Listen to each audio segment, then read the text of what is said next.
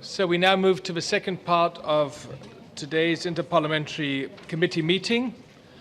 And after we just had the opportunity for an exchange of views with the High Representative, it's now a pleasure for me to welcome Mr. Olivér VÁRHELYI, the new Commissioner for Neighbourhood and Enlargement. Mr. VÁRHELYI, a warm welcome.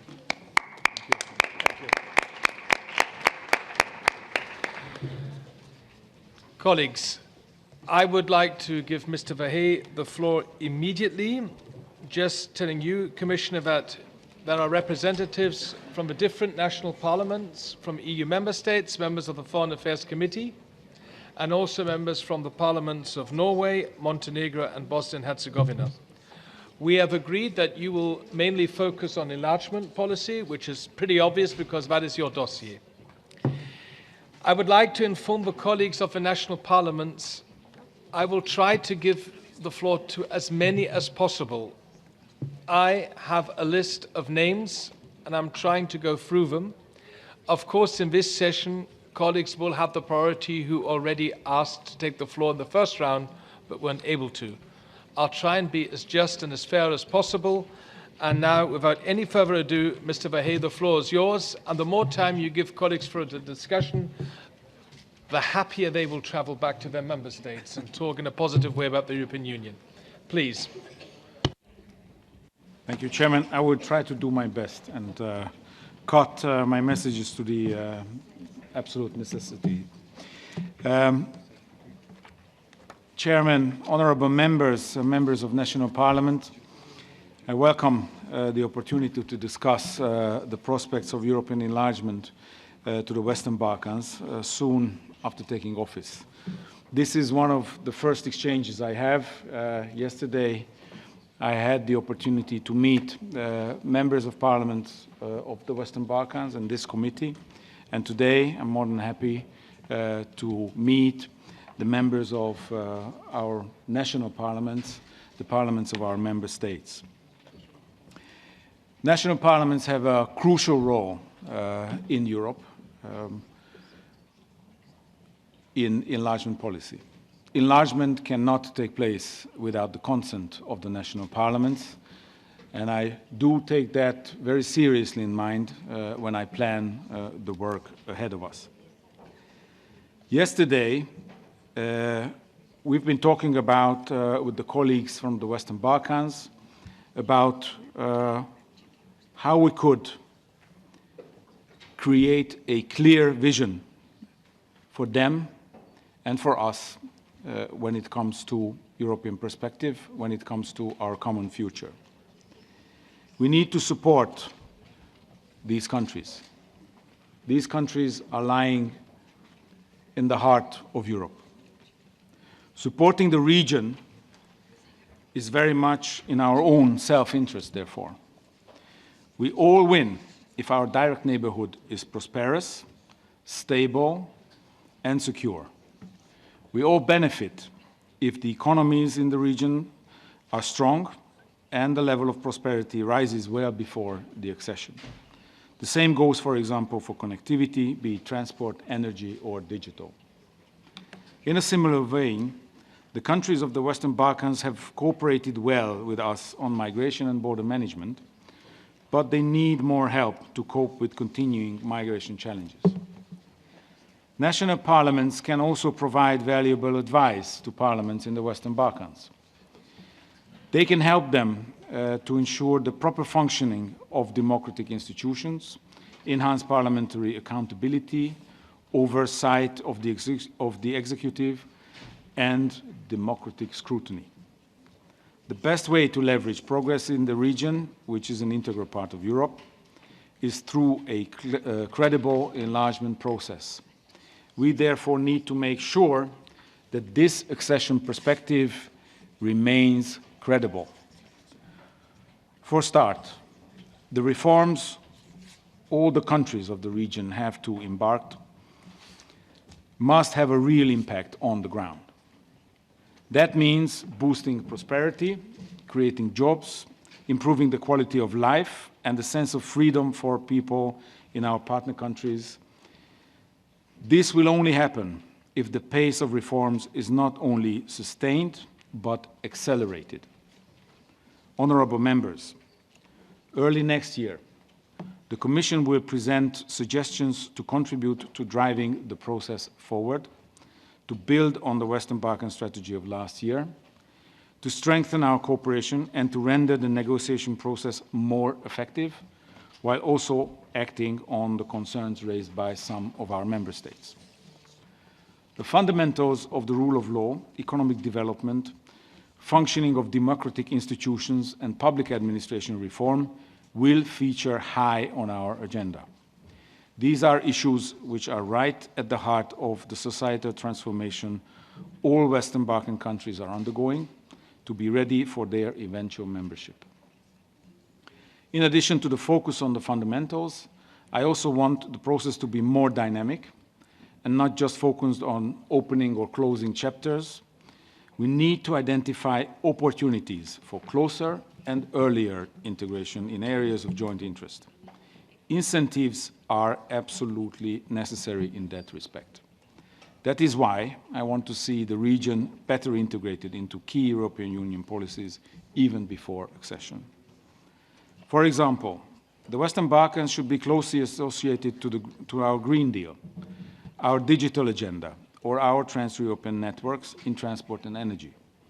The people of the region should not have to wait until accession to reap the benefits of these key policies. Strong political engagement is needed on reforms in the region, not for the EU, but for the sake of the citizens of the Western Balkans. I want to see a better political steering of the accession process and closer involvement of member states, including at the highest level, to support and keep track of the fundamental reforms needed. And governments in the region need to take responsibility to be sure the reform process is inclusive. Parliaments have a key role in this process, not least to be able to adequately scrutinize the many legislative reform proposals put before them. The European Union must also prepare for its part to be ready to take on board future members once conditions are met. This should not slow down the accession process in any way. The two processes, deepening EU integration and accession, can run in hand. Regional cooperation and good neighbourly relations are essential for progress on the countries in their European path. I will be fully engaged in this context and will support all efforts for the resolution of bilateral disputes. For example, I will work with the High Representative, Josep Borrell, with the objective to bring the Belgrade-Pristina dialogue to a successful conclusion already next year.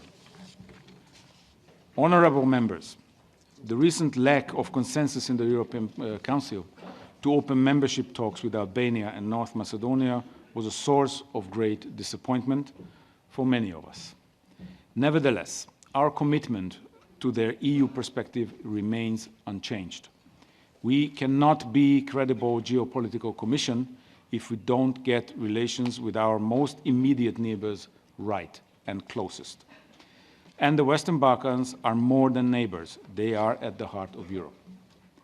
I will continue to defend our proposal to open accession negotiations, therefore, with both countries, and I cannot stress enough the importance of taking a positive decision on opening negotiations well ahead of the Zagreb summit of next year.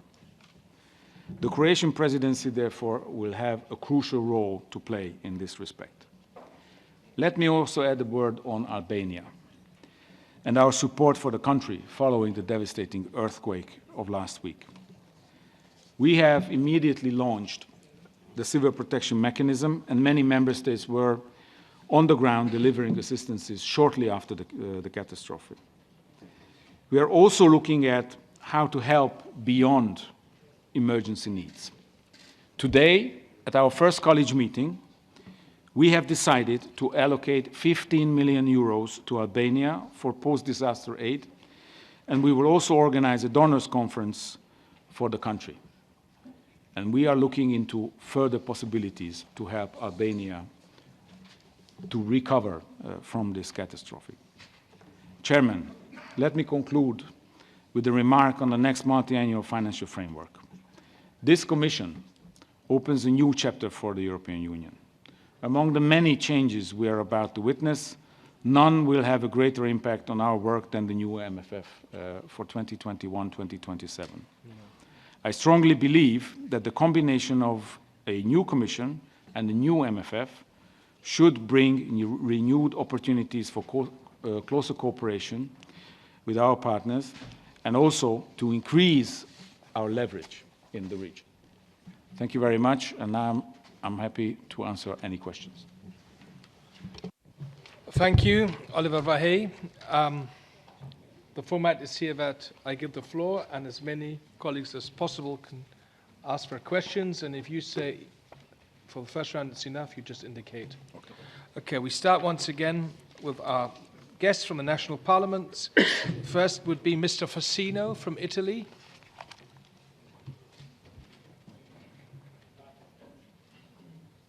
Signor Fassino. Grazie, sì. Grazie, ringrazio il commissario e naturalmente apprezzo quello che il commissario ha detto sui Balcani occidentali. Io penso che dobbiamo essere consapevoli di una cosa.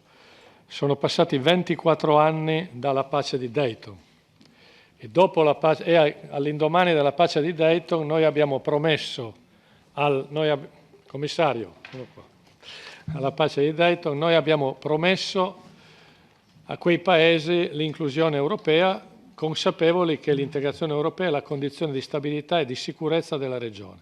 24 anni sono lunghi, sono un quarto di secolo, sono nate già 2 generazioni e se noi continuiamo a rinviare, questo ha una sola conseguenza, quello di alimentare frustrazione nelle pubbliche opinioni, ridurre l'aspirazione a entrare in Europa e dare spazio alla ripresa del nazionalismo e del populismo. Quindi io non solo condivido quello che il commissario ha detto, ma penso che tutti dobbiamo sostenere, diciamo, la proposta che il commissario ha qui fatto, cioè che prima ancora del vertice di Zagabria ci siano dei fatti significativi che rimuovono il blocco che il Consiglio europeo ha preso nell'ultima riunione dell'apertura dei negoziati con Albania e Macedonia. Seconda questione è solo una parola, un titolo. Colleague, rules apply to Un titolo. Il titolo è Il commissario è commissario per l'allargamento e i paesi vicini. Cosa pensa della situazione nel Mediterraneo e di quello che l'Unione Europea deve fare nel Mediterraneo? Thank you. European Parliament, Mr. Gahler. Ja, vielen Dank, Herr Kommissar. Sie haben in Ihrer Einleitung deutlich gesagt, natürlich wird jemand dann aufgenommen, wenn er die Voraussetzungen erfüllt, und zwar auch jeder eben nach seinen Leistungen. Jetzt haben wir ja Albanien und Nordmazedonien in einem Paket betrachtet.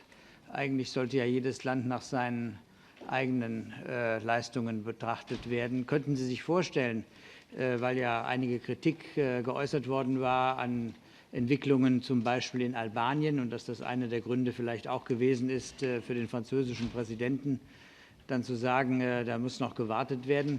Könnten Sie sich vorstellen, das Paket aufzuschnüren, um einerseits das politische Signal zu senden, wir erhalten das Momentum und beginnen schon mal mit Nordmazedonien und Albanien muss noch die ein oder andere Voraussetzung erfüllen und dann machen wir dann anschließend weiter. Das haben wir ja auch in der Vergangenheit gehabt. Wir hatten ja auch mal 2 Gruppen bei dem Beitritt der mittelosteuropäischen Staaten. Also könnte sich das wiederholen. Danke. Vielen Dank, Michael Gahler.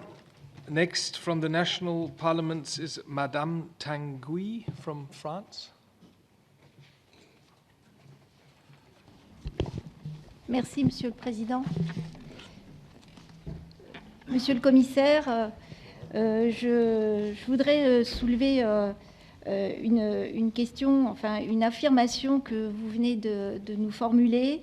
Vous avez dit que l'approfondissement et l'élargissement peuvent se faire en parallèle. C'est notre fameux « en même temps » français.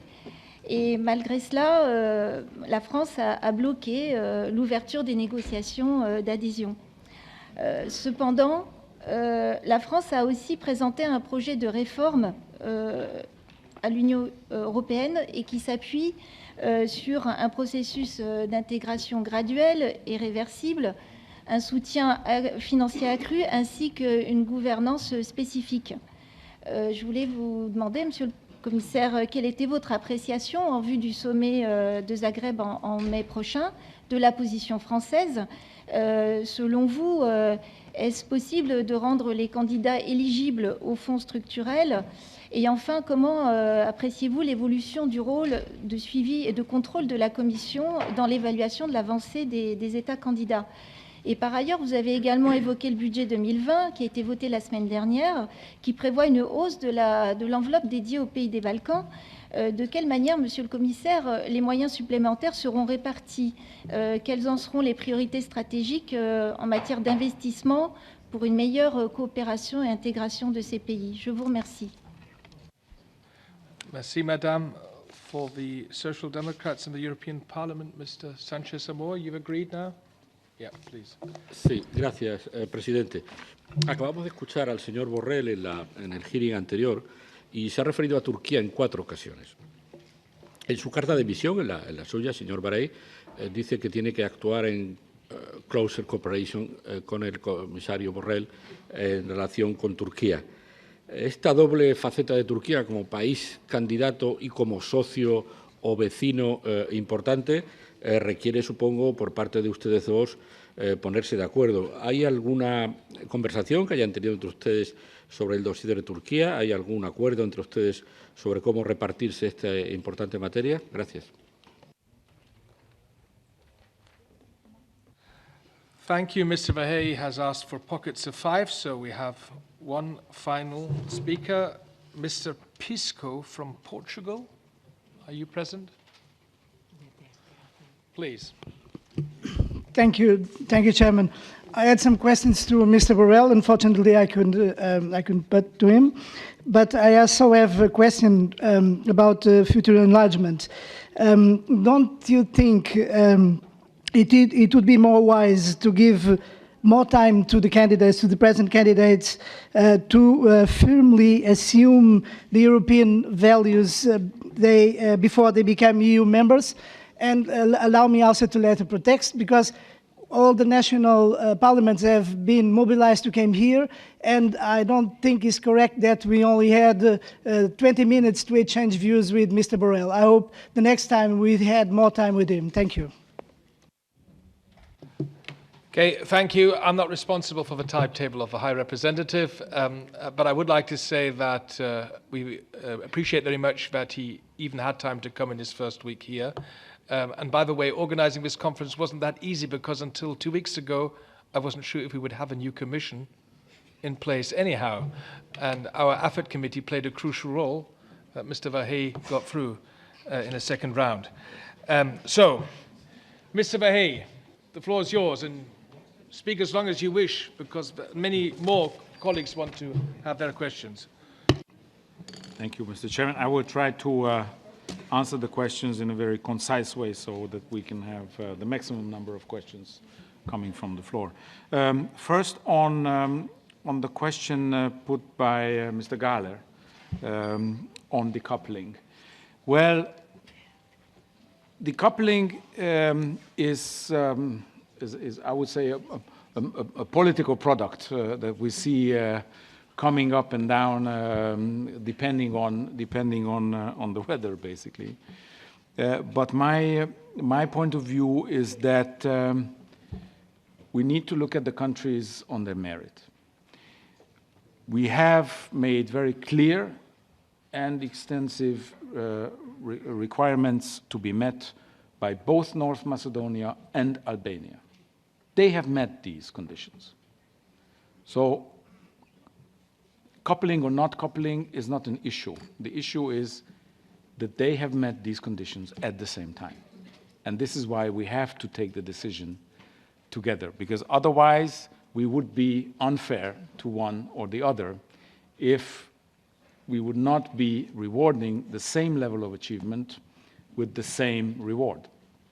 So my approach is still, and it's going to stay like this, that we have to open negotiations in March with both countries. But of course, I am not deaf. I hear the concerns in relation to Albania from some of our member states. And I'm going to act upon that. And I'm going to make sure that I will have the support of all the member states. Otherwise, I will never succeed. So I will devote utmost effort to reach out to those member states, if necessary to their national parliaments as well. I have met already the Foreign Affairs Committee of the Danish Folketing, and I will engage also with Albania to make ends meet.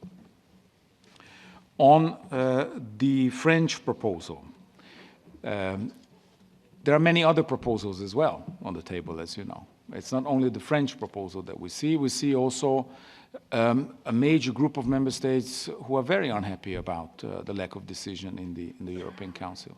But as I said, we need to look into the concerns. I'm happy to look at the concerns. I will travel to Paris very quickly. I will engage with the French authorities to understand their concerns. But even the French authorities are very clear about one thing. No one has questioned the European perspective for these countries. It is untouched. So we should not open any discussion about that, and I'm not willing to do that.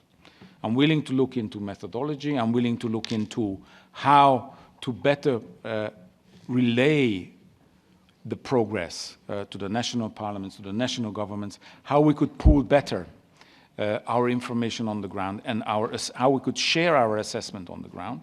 But I'm not willing to engage into a debate about the European perspective. On the increased budget and what is it that it could serve?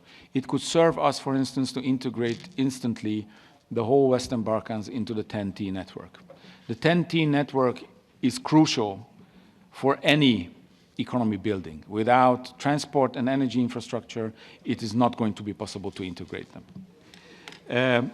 Then I turned to the question related to our common work with the High Representative on Turkey. It goes without saying that the college acts in a collegial way. And of course, with Joseph Borrell, we are in close contact. In the first 3 days of our work, I think I've met him at least 5 times. We are in constant contact.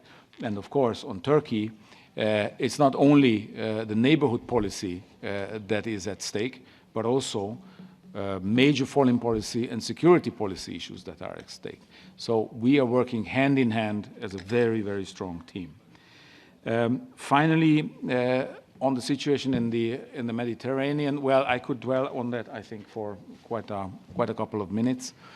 But to give you the gist of our thinking, we would like to bring peace, prosperity, and stability also to that region. And of course, who are willing to cooperate with us to create a local economy for the local population and therefore create stability, and who are also willing to cooperate with us on issues that are of major concern for us, like migration, we will be engaging as much as we can. I could give you one example, which is Morocco. I think that Morocco could be taken as a role model for the whole region. And we will be open to have similar level or even higher level of cooperation with other countries, let's say Tunisia. So our approach is going to be about reaching out, but also representing our interests and finding our common interests. Thank you, Commissioner. Thank you, Oliver.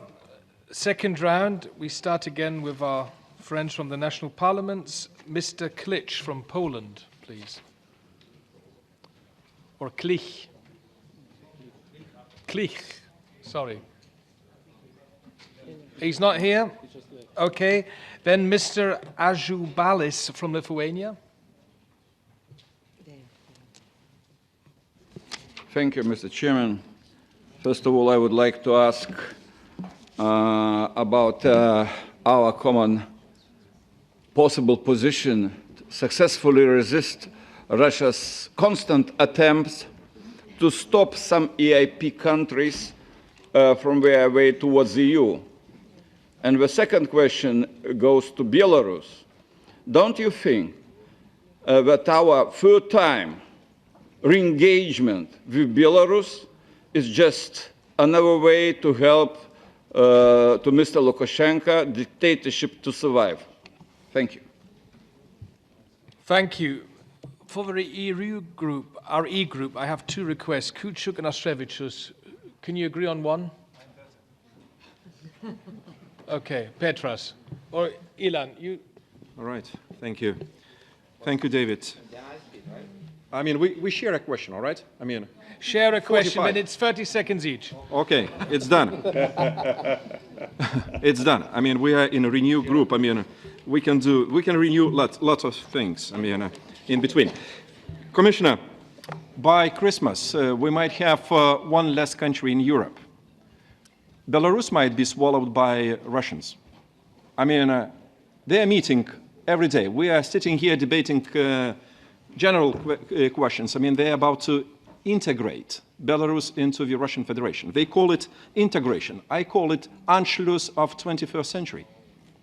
We might miss this partner we need, I mean, on the common borders of the European Union. So what's your take on it? I mean, how much and how long we can simply speak on partnership priorities and lose from our eyes, I mean, disappearance of one independent country? Thank you. Ilan? I can do it for 30 seconds, for sure. Yes. To me. Yes. Let's talk more about so-called non-paper, the French proposal. I think it's important, and I'm ready to hear what is your understanding about the methodology, and the real question: are you willing to change the methodology? If your answer is yes, how you can implement it on the Commission level, and then what is the final understanding about Western Balkans when it comes to clear and possibly future enlargement? Thank you, Ilan. And I would like to give the floor from a representative of one of the countries who wants to join the EU, from the Montenegrin Parliament, Nikola Rakulocevic. Where is Montenegro? Please, sir. Thank you very much. I'll try to be brief. So we are very committed in the Western Balkans, especially in Montenegro, to fulfill all of our obligations on the path of the reforms. We will never, of course, give up on our EU future. But please help us boost the enthusiasm of the societies of the Western Balkans, because if we do not do so, you know that we are opening space for third countries that do have their interest to make influence and penetration in the countries of the Western Balkans. So we know it very well in Montenegro, because we had some Russian influence in past years. My question is, we are mentioning methodology. Does it mean that methodology will be changed for the countries that are already in the process? So Montenegro is 7 years now negotiating, and of course Serbia as well. So the methodology will stay the same for those countries, or you don't know that by far? Of course, for the countries that will start negotiations, I guess new methodology will be applied. Thank you very much. Thank you, sir. Mick Wallace, are you still here? Then the next is for the non-inscrit, an Hungarian colleague, Mr. Göngeshi. Thank you, Mr. Chairperson. Mr. VÁRHELYI, congratulations for your appointment, and thank you for this opportunity for exchange. 3 brief questions. One of them, as you have mentioned in your expose, the EU enlargement process has received a blow a few weeks ago, and after this veto, we have come to recognize that in the Balkans and in the neighborhood of the European Union, soft power is exerted by a lot of countries to express their influence and to exert their influence in this sphere of interest. And I was wondering that while countries such as Russia and Turkey exert their influence through cultural means or economic means and very concrete ideas and projects. What does the European Union have to offer, apart from political slogans, to those countries which are waiting for accession? My second question is, how can the European Union retain its credibility in the enlargement process when it is demanding the respect of democratic norms when some of its member states don't keep these norms or don't adhere to these principles? And my third question is, when we're looking at the instruments that you have as a commissioner in furthering the enlargement process, what instruments do you have from prospective candidates and prospective member states to point to the important issue of respecting collective rights of minorities? As you know, in the Balkans, in the Ukraine, this is a very significant issue. And I think before the enlargement process is furthered, minority rights also have to be respected. Thank you very much. Thank you, colleague. And finally, Mr. Koutsoumas from Greece, seat number 118. Ευχαριστώ κύριε Πρόεδρε. Αρχικά να ευχαριστήσω για τη συμμετοχή, την πρόσκληση και να μεταφέρω εκ μέρους του Ελληνικού Κοινοβουλίου τα συγχαρητήρια και καλή επιτυχία στα καθήκοντά σας. Η πάγια θέση της Ελλάδος είναι ότι υποστηρίζει την ενταξιακή προοπτική του συνόλου των χωρών των Δυτικών Βαλκανίων και της ευρύτερης περιοχής με σκοπό την διαφύλαξη της σταθερότητας, της ασφάλειας και της ανάπτυξης στην ευρύτερη περιοχή. Προϋπόθεση όμως για την εν λόγω ελληνική υποστήριξη αποτελεί η τήρηση αυστηρής αιρεσιμότητας βάσει των ιδίων επιδόσεων των υποψηφίων χωρών της περιοχής. Θα ήθελα να κλείσω με έναν προβληματισμό. Μήπως όμως η διεύρυνση ή η συνέχιση ενταξιακών διαπραγματεύσεων των υποένταξη χωρών θα πρέπει να έχει ως προϋπόθεση προτεραιότητα την τήρηση του διεθνούς δικαίου και του δικαίου της θάλασσας από τις υποένταξη χώρες, γιατί βρισκόμαστε τελευταία σε μια κατάφορη παραβίαση του διεθνούς δικαίου και του δικαίου της θάλασσας στην ευρύτερη περιοχή της Μεσογείου. Ευχαριστώ. Ευχαριστώ. Second round, Oliver. Yes.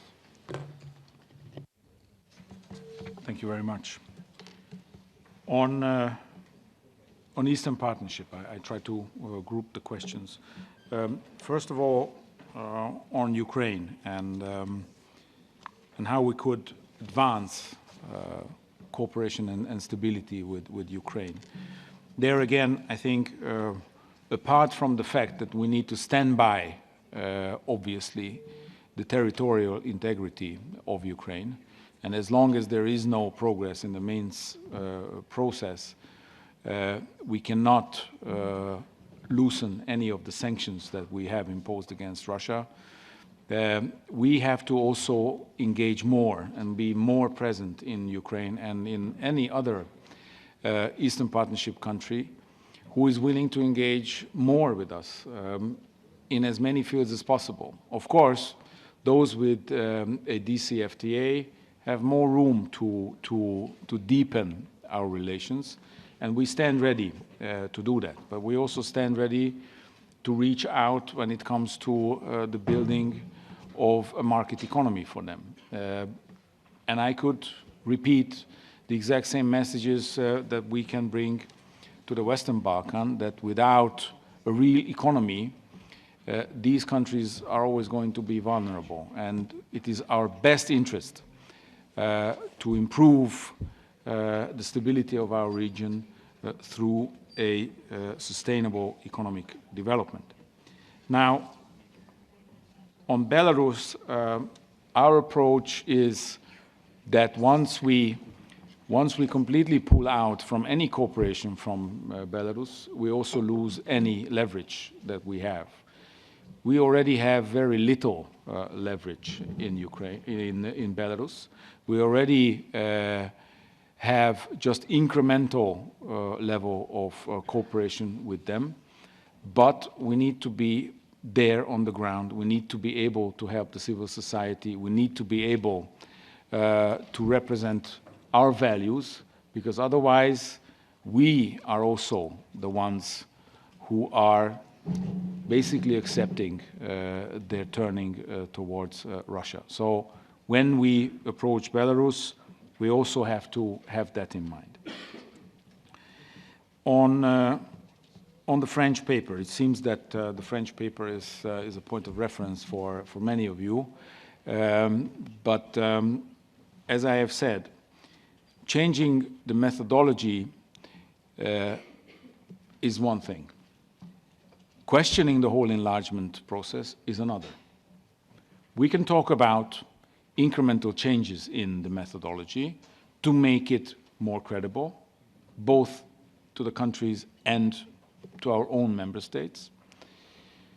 But also, if we do that, we have to make it more dynamic. So my priority in any revision of the methodology is going to be that once we have countries delivering, we have to deliver. And it goes without saying, because it is also part of the current methodology, that if we have backsliding or backtracking, then of course we have to backtrack also in the negotiations. But it's not, as I said, it's not only the French paper that we have in hand. We also have other ideas. Now, I got many questions about soft power and how the EU would want to increase its leverage on the Western Balkans. This is exactly why I've been raising the economic argument, the economic drive. If you take the example of the TEN-T, we are, and our companies are the biggest investors in the region. They are receiving foreign influence through mainly one-offs, one railway line, one highway, one power station. But if we come up with an increased level of participation in the region, and with the mid-term, long-term planning of, for instance, their transport infrastructure, then we will have influence in these countries. Then we will be able to fight back any undue influence from third countries. So we can only have a higher leverage if we engage more. And that is the plan I'm presenting to you. On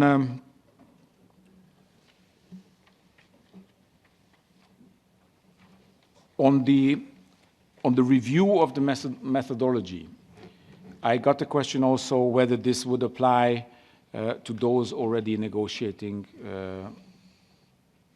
the accession. I don't think it is a wise decision, or it would be a wise decision, to move the rules during the game. Normally, we never do that, so I don't want to do it this time either.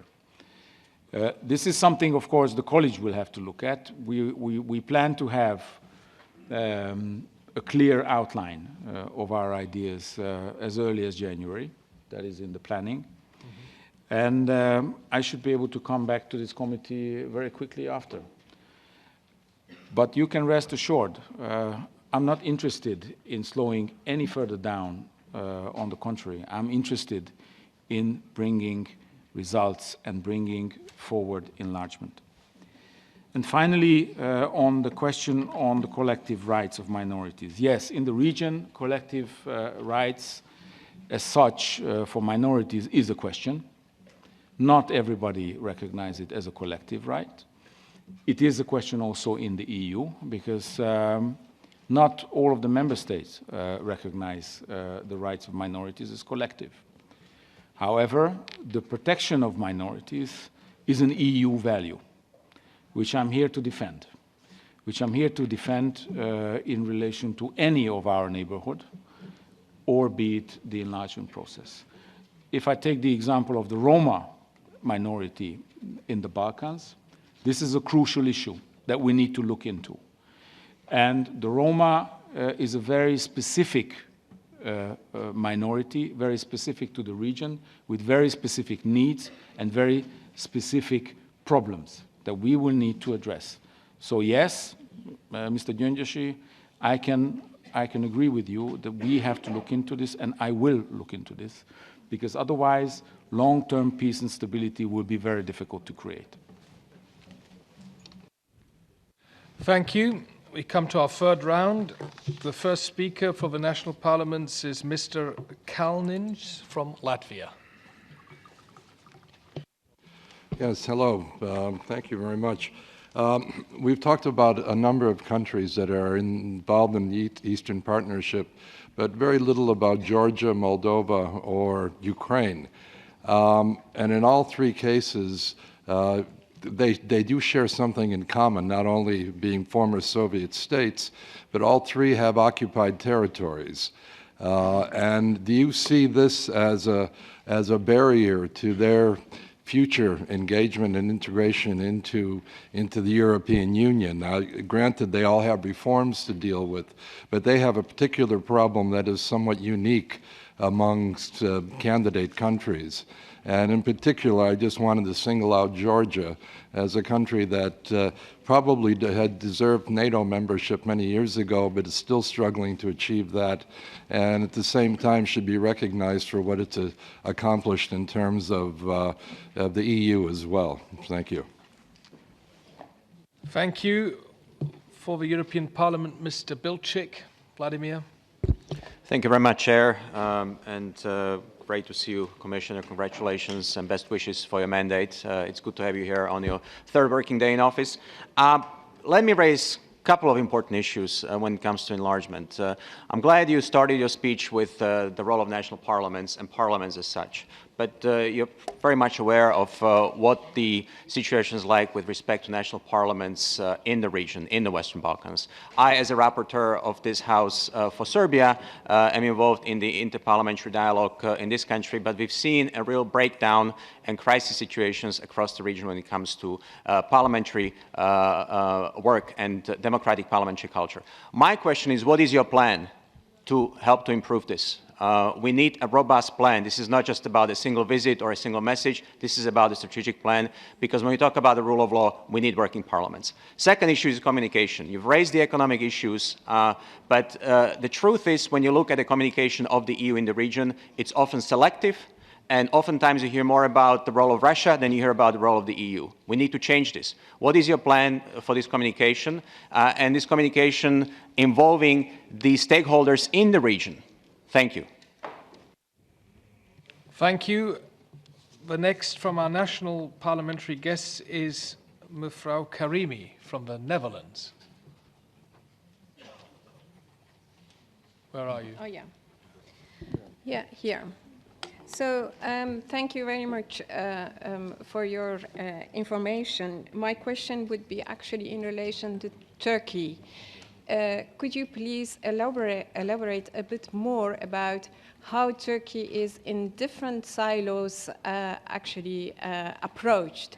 One in relation to the migration deal, secondly in relation to the accession, and thirdly in relation to the NATO. What is actually your comprehensive approach towards Turkey? Thank you very much.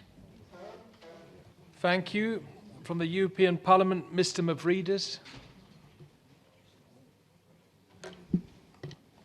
Ευχαριστώ, κύριε Πρόεδρε. Εδώ, κύριε Επίτροπε, εδώ. I would rather use my mother tongue. Θα συνεχίσω στην ερώτηση που υπέβαλε η συνάδελφός μου από το Λίβανο. Δηλαδή θα επικεντρωθώ στην Τουρκία. Το παράξενο με την Τουρκία είναι ότι δεν σέβεται ούτε καν τα θεμελιακά ανθρώπινα δικαιώματα εντός της Τουρκίας, δεν σέβεται το διεθνή δίκαιο και φυσικά δεν σέβεται το δίκαιο της θάλασσας, του ΟΗΕ. Το ερώτημά μου λοιπόν είναι πολύ απλό. Πώς εσείς αντιλαμβάνεστε τη σχέση μας με την Τουρκία τη στιγμή που θέλουμε να εντάξουμε τα Δυτικά Βαλκάνια στην Ευρώπη και ταυτοχρόνως η Τουρκία βρίσκεται σε ενταξιακό καθεστώς που σας αφορά εσάς ως Επίτροπο. Και το δεύτερο ερώτημα. Ήρθε μήπως η ώρα να αντιμετωπίσουμε τις σχέσεις μας καλής γειτονίας με επενδύσεις στις χώρες έξω από την Ευρωπαϊκή Ένωση για να κρατήσουμε τον κόσμο αυτό στις χώρες του? Αυτά. And finally, we go back to your home country, Commissioner, Mr. Cengar Zalan from the Hungarian National Parliament. Thank you for the floor. First of all, I would like to stress that Hungary's position on the enlargement policy has not changed. We still consider it as one of the most important strategic policies of the EU, which contributes effectively to tackling the current challenges the EU is facing. It is more than evident that the EU's enlargement policy has come to a standstill. However, in our view, the insufficiency of enlargement policy mainly comes from the loss of the credibility of the process. Therefore, we are convicted that the problem of the enlargement process is not related to the current institutional and legal framework, but to the lack of political commitment on the part of the member states. Hungary does not reject the idea of reviewing the enlargement process. However, this cannot slow down the enlargement process and obstruct the progress that these countries deserve. Furthermore, we emphasize the need of acceleration of the ongoing accession negotiations with Serbia and Montenegro. Mr. Commissioner, how do you see when could be members of the EU, Serbia and Montenegro? Thank you. And finally, I'd like to give the floor to a colleague who used to be a member of the European Parliament, but now he's returned to national politics, Mark de Mesmaeker. Welcome back to the European Parliament. Hope you're doing well. Yes, thank you. Ik spreek dan toch graag Nederlands. Nu, ik had eigenlijk een vraag naar meneer Borrell toe.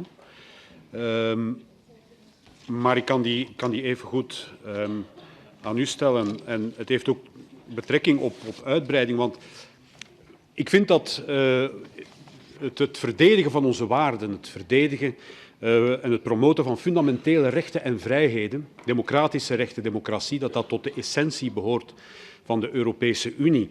En we hebben wat dat betreft een groot moreel gezag in ons nabuurschap, maar ook in de rest van de wereld. En ik denk dat we alleen dat gezag kunnen laten gelden als er een coherentie is tussen ons extern beleid en ons intern beleid. Met andere woorden, onze soft power kan alleen maar echte power worden als we zelf niet selectief zijn intern, als we niet wegkijken als fundamentele grondrechten binnen de Europese Unie zelf ook met de voeten worden getreden. En helaas is de Europese Unie selectief. Bijvoorbeeld bij het wegkijken en stilzwijgend goedkeuren van de vervolging van Catalaanse politieke en sociale leiders in Spanje. En die selectiviteit is veel burgers opgevallen. Die selectiviteit is ook een aantal autoritaire leiders in ons nabuurschap opgevallen. Bijvoorbeeld de Turkse president Erdogan verdedigt de vervolging van verkozen Koerdische politici door te verwijzen naar de vervolging van Catalaanse politieke en sociale leiders in Spanje. En dan vind ik, Europese burgers verwachten dat hun grondrechten altijd en overal verdedigd worden.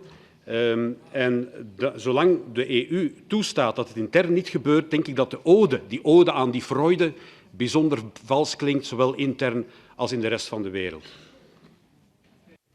Dank je wel, Mark. And the next, and then we conclude this round, is also a former colleague from the European Parliament who's gone to Spain to do politics, Ms. Jiménez Becerril. Sí, quería hablar por alusión. Voy a hablar en español. Bueno, quería decirle al parlamentario que me ha precedido que en España no ha habido ninguna violación de derechos humanos, y si la ha habido ha sido precisamente por las personas que están en la cárcel, pues porque el Tribunal Supremo de España les ha condenado por sedición, con lo cual por dar un golpe de Estado, por querer por la fuerza y no defendiendo en un Parlamento, como deberían de hacer el Parlamento de España, porque la soberanía sobre la unidad de España la tiene el pueblo español, con lo cual no se puede hacer por la fuerza y por eso están ahí. Por lo tanto, quiero dejar claro que en España no hay ninguna falta de libertad, son los jueces los que han declarado y España es un país democrático y la Unión Europea tiene que defender a España y en España se defienden los derechos humanos al igual que se defienden en la Unión Europea. Si estos políticos que están presos por dar un golpe de Estado lo hubieran hecho en un Parlamento, al igual que el Parlamento Europeo, pues estarían en la calle si lo hubieran defendido en el sitio donde lo deberían defender. The floor is yours, Commissioner. Thank you very much. First, on the question related to Georgia, Moldova, and Ukraine, and whether the problems they have with Russia, including an occupation of their territory, would be any obstacle to getting closer to the EU. I think not. We have already proven this, and we will continue to prove that. The first element is, of course, the DCFTA. It is clear that by the possibility of adopting 70%, more or less, of the whole EU law body, they can bring themselves basically in every aspect of life as close as they wish to the EU. We will continue to help them to do that. And not only that, but if I look at the free trade part of these agreements, there are still vast opportunities in front of these states to come closer and get more integrated into the EU at the level of everyday life. But as I said, if they have other areas, additional areas where they would like to cooperate with us more, we are more than happy to do that. If I look at Ukraine, I would also find it really interesting if we could link them much closer in terms of connectivity, be it the digital infrastructure, be it the energy infrastructure, or the transport infrastructure. So there's quite a bit we can do, and there's quite a bit they would, I think, be ready to do. So I do not see any obstacle because of the occupied territories that they couldn't engage with us. On the contrary, we have to engage with them even more, given that they are under pressure from Russia. On the role of the national parliaments, this is a very interesting topic. We have discussed yesterday with the representatives of the national parliaments from the Western Balkans. And there, the message is very clear and very loud that we need everybody to do politics in the national parliaments. We want everybody to get back to the national parliaments and do the politics there. I will encourage everybody to get back to the national parliament and do work there. Otherwise, these countries will never be able to make us believe that they are able to participate in the European Union as members. We need also a common understanding, or at least a common national minimum, when it comes to EU integration. So at least they should be able to set aside their national differences and agree on issues related to their integration and their membership in the EU. I will encourage certainly all members of the national parliaments to do so. But alone, I will never be able to achieve this.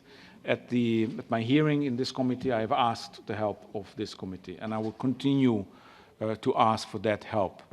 Parliamentarians are peculiar people. They tend to listen to each other rather more than to anybody else.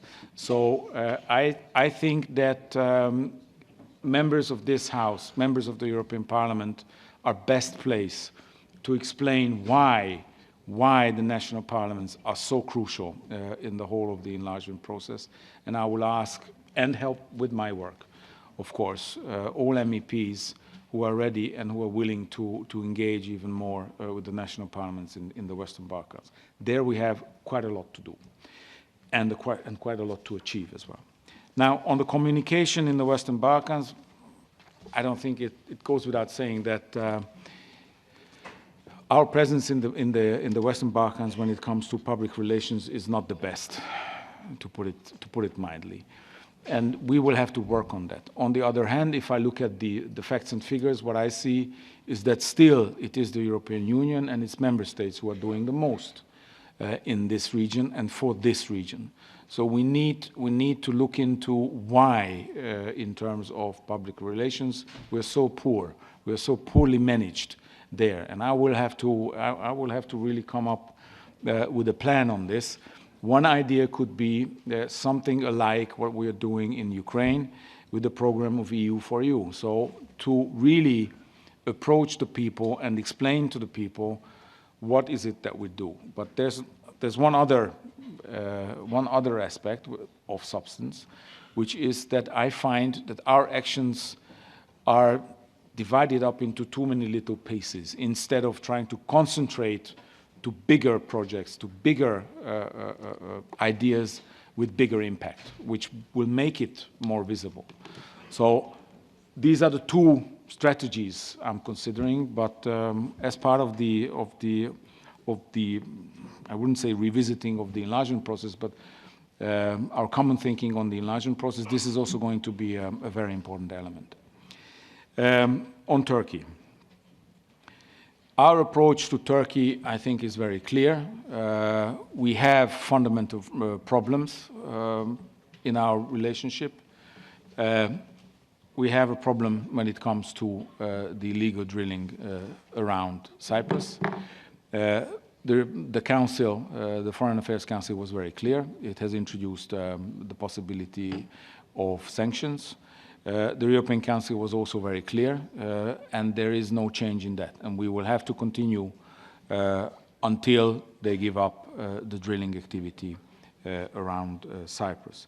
We have also an issue in relation to the accession negotiations, where we have been raising over and over again our concerns relating to the fundamental freedom of the press, the jailing of journalists, or other areas on crawling back on the rule of law. These concerns remain valid, and we will have to address these concerns as long as Turkey considers itself to be an accession country. On the other hand, Turkey is the second biggest NATO ally. That is also a fact. And on the other hand, we also have to cooperate with them on migration. So we need to have a full reflection, a full review of our relationship with Turkey. It will have to be done in this House, and it will have to be done, I think, at the European Council. And it will have to be done also in the Commission. We need to have a strategic approach towards our relations, and we need to see also our weaknesses, but also our strength. On Serbia and Montenegro, how to accelerate? Well, this is the plan I presented to you. I think the best way of accelerating is by motivating them to get closer to us as quickly as possible. Because if I take the example of creating a market economy, it is only through that that we can explain why is it important to have a proper functioning rule of law, democracy, freedom of the press, because this belongs also to the business environment, without which our investors would not risk their money. So we need to create, hand in hand, a market economy based on the rule of law that works for us and it works for them. And this will bring about a much speedier catch-up with our region. Chairman, I think I'm finished with the questions at this stage. One more round? Yes. Good. Again, it will be the final round, and it will only be composed of members from the national parliaments. But before I give the floor to the next speaker, Commissioner, I wanted to underline one point regarding the Turkish drilling activities in the Cypriot territorial waters. We had a debate in the European Parliament, and I remember this debate was that we welcome that the Council has adopted a framework for restrictive measures against Turkey, but we now expect the sanctions to be implemented. We need travel bans and asset freezes for individuals who are responsible for this severe violation of international law. Only then we can be taken seriously as a European Union. So, a final round. First we have Mr. Petruccelli from Italy. He's not here, okay. Mr. Zbigniew from Poland. Please. Okay, thank you, Mr. Chairman. Commissioner, you have just indicated that the failure to start the accession process in the Western Balkans is going hand in hand with a failure to establish good channels of social communications and public relations to explain the situation to the local public. Don't you believe that it would be feasible or even reasonable to outline the timetable for the future accession process, just to make it more encouraging for these two countries, that this process wouldn't last decades, but rather years? Thank you. Thank you. Colleagues, could you please continue your individual conversations outside the room? I'm referring to my German comrades. Ich habe euch gemeint. So. The next is from the Netherlands, Mr. Dittrich. Thank you, Mr. Chairman. Soon the United Kingdom will most likely not be an EU member state anymore, but of course it will still be a neighboring country to the EU. Mr. Commissioner, let's look beyond Brexit and let's say take 5 years' time. What do you think are the most important elements of collaboration between the EU and the United Kingdom? Thank you. Thank you. Madame Jourda, vous avez la parole.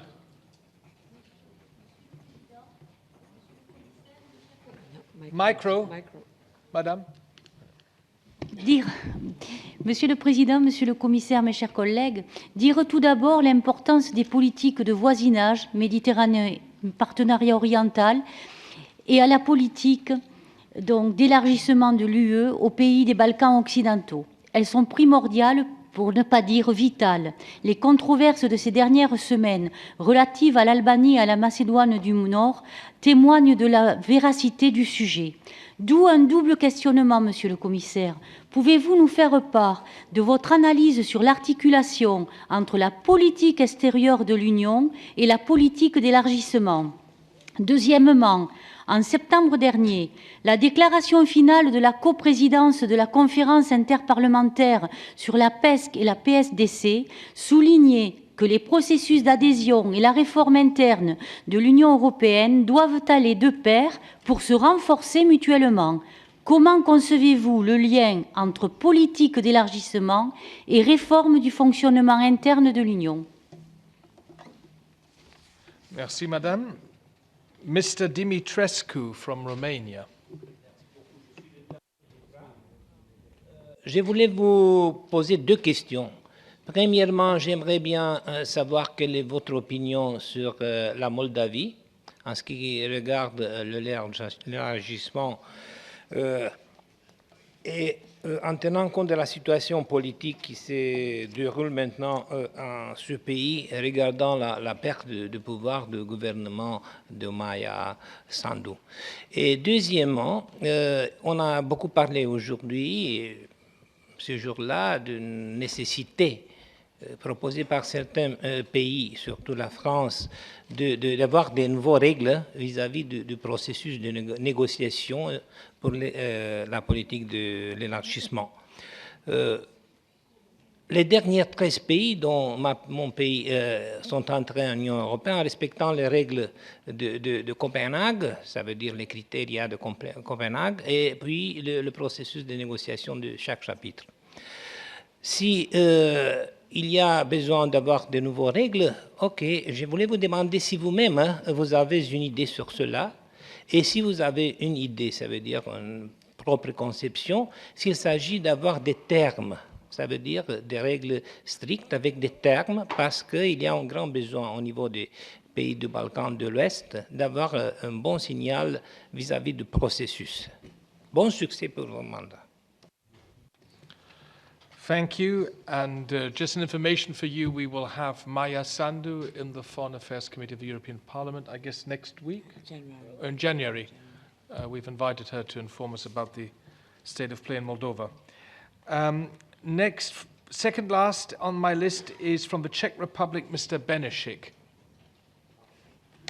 Děkuji za slovo, pane předsedo, pane komisaři.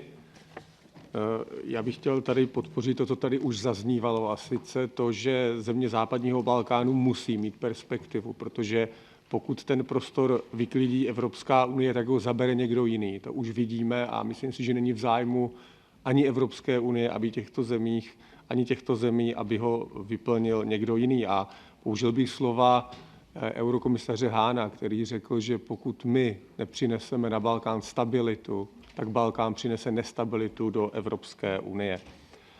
Dále bych chtěl, nebo mám konkrétní otázku hodně východního partnerství. Mnohé tady bylo už řečeno, ale jako reprezentant České republiky, která stála u zrodu před 10 lety východního partnerství, bych se chtěl zeptat, zdali plánujete, řekněme, nějaké zásadnější změny v přístupu, ve filozofii, protože od té doby samozřejmě se geopolitická situace změnila. Ta situace je trošku jiná v jednotlivých zemích, takže to je můj konkrétní dotaz, zdali by došlo nebo zaplánujete zásadnější změny v přístupu ohledně východního partnerství. Děkuji. And finally, Mr. Milutin Djukanovic from the Montenegrin Assembly. Želim da vam se zahvalim što ste mi dali mogućnost da se obratim vama i predstavnicima drugih parlamenta. Dolazim iz Crne Gore, poslanik sam opozicionog demokratskog fronta. Juče sam prisustvovao sesiji o perspektivama priključenja Zapadnog Balkana. I nažalost moram ovdje s vama da podijelim jedno razmišljanje. Naišli smo na opštu osudu nove metodologije koju je predložio predsjednik Macron. Međutim, želim da saopštim ovdje, ne mislimo svi baš da je to loše, naprotiv, mi smatramo da je to dobro iz razloga što će prvi građani osjetiti neke benefite od procesa priključenja. Do sad su se dobijali štrikovi, ali građani nisu imali nikakve koristi. I koristim ovu priliku da postavim pitanje visokom predstavniku, zar nije logično da se na Zapadnom Balkanu uspostavljaju evropske vrijednosti, da se zemlje između sebe jače integrišu, malte ne da se uklanjaju granice, pa i ova inicijativa Mali Schengen vrlo je interesantna. Da li ćete vi ohrabriti i Crnu Goru i Bosnu i Hercegovinu da se priključe toj inicijativi, s tim da mi mislimo da tu inicijativu treba proširiti, čak i ukloniti granice fizičke između država Zapadnog Balkana. Ako pokažemo da poštujemo evropske standarde između nas, onda neće biti problema da isto to uradimo i kad se integrišemo u Evropsku uniju. Nije prirodno da mi iz Crne Gore želimo da se integrišemo sa Danskom, navodim kao primjer, ali ne možemo da uspostavimo dobre odnose i obrišemo granicu između nas i, na primjer, Bosne i Hercegovine. Izvinite, zahvaljujem se još jednom na mogućnosti da vas obratim. Hvala vam. Hvala puno, and just picking on what you said, I was in Belgrade Monday and Tuesday, and like many of us who travel to the Western Balkans, the first integration step, which we would all welcome, is to abolish the roaming charges. It's incredible that you cross a border and all of a sudden you're in a completely different world of mobile technology. So bringing down borders in any regard is always helpful in the Western Balkans. Colleagues, I think I have covered all of your requests. At least it was a long, long list. And we have a final round with the Commissioner. Oliver. Thank you. I had two questions on a timetable for enlargement. This is a tricky question. Of course, one would jump on it and say, yes, 2025. But I think we have been there. It's not a question of picking and choosing dates and then having to change it. It's setting up a process that will actually bring enlargement to these countries. So I'm responsible for this 5 years. And my plan is that at the end of this 5-year term, we should have at least one country ready to join the European Union. This is what I can tell you in terms of timetable, and this is what I can pledge, but I'm happy to do that. On the question whether enlargement and deepening are conditional on one another, I don't think so. I think that enlargement is possible without a major institutional overhaul. Of course, if we can agree on an institutional reform, so much the better. But it's not a condition, per se, to have a full institutional reform in the European Union before enlargement can take place. The European Union should be able to work with 28 member states again. On the question whether the mini Schengen is a good idea, any regional cooperation before accession between the Western Balkan countries is welcome. And I welcome the mini Schengen. But there is one condition on my side, which is it has to be inclusive. Everybody should be able to join it, everybody in the Western Balkans. Otherwise, I can only welcome it. It makes the borders very easy to cross. It helps trade. It helps people-to-people contacts. So it can really bring about benefits. And I welcome it. But please make sure that anybody who is interested can join at any moment from your region. On Moldova and the situation in Moldova, we're looking very closely at the situation in Moldova. We see that there is now a political situation which is hard to predict, at least mid-term. But our line has not changed. We will cooperate with the Moldovan government as long as they are delivering on the reforms.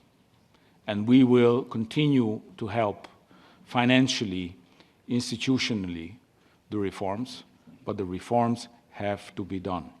Otherwise, we will have to, again, come up with a suspension of the financing or other measures. So we need Moldova to stay on track, and we are ready to do everything to keep Moldova on track.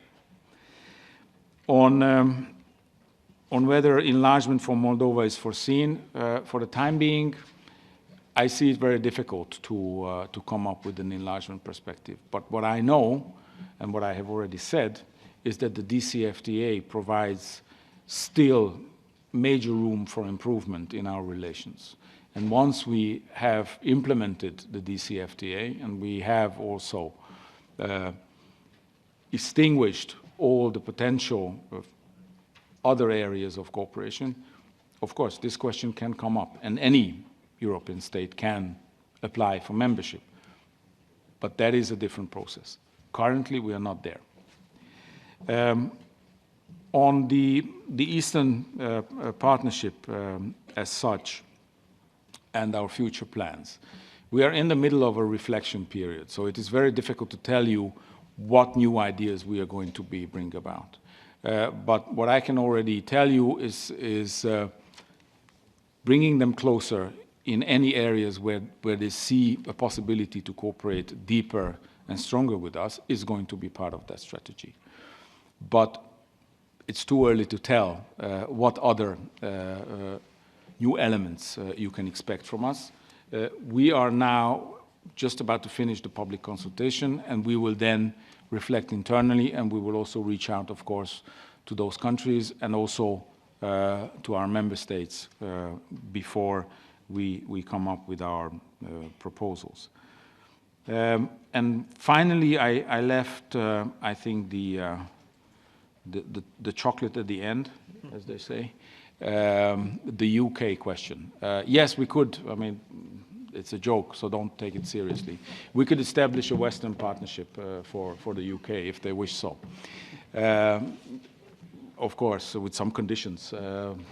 But honestly, we will have to see what the UK would want to see with us in terms of relationship.